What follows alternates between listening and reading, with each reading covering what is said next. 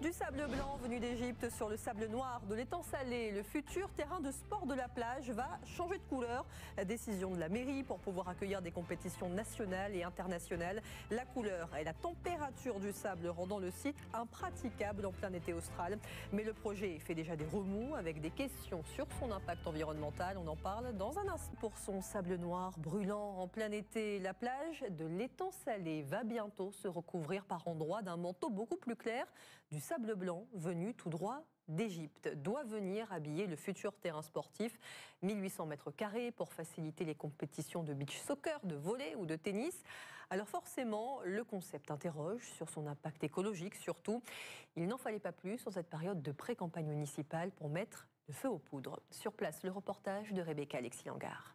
Des sacs de sable blanc tout droit venus d'Égypte pour ensabler un terrain de 1800 mètres carrés suscite l'interrogation des habitants sous un post Facebook de la mairie qui justifie ce choix. Vous dénaturez le site juste pour le loisir de quelques-uns. C'est ça qui donne le charme de la plage de l'étang salé. On aime notre sable noir, n'y touchez pas. 6 terrains pour ouvrir à la compétition locale 3 disciplines sportives, le volley, le tennis de plage et le foot. Seulement, quel est l'impact écologique de cette initiative? Une construction polémique et politique. Le groupe Génération Écologie dénonce un manque de transparence dans les études d'impact environnemental. Vous êtes en train de défigurer notre pays. C'est ça que vous êtes capable de faire, certains.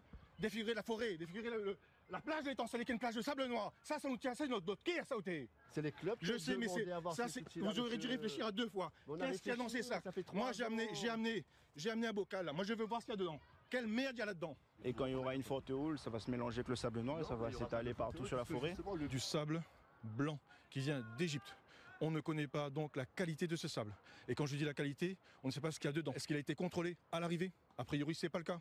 Et justement, j'ai peur pour la biodiversité, j'ai peur aussi d'éventuelles maladies qui pourraient se répandre. Et aussi, j'ai peur parce que cet investissement a un coût très élevé, 450 000 €.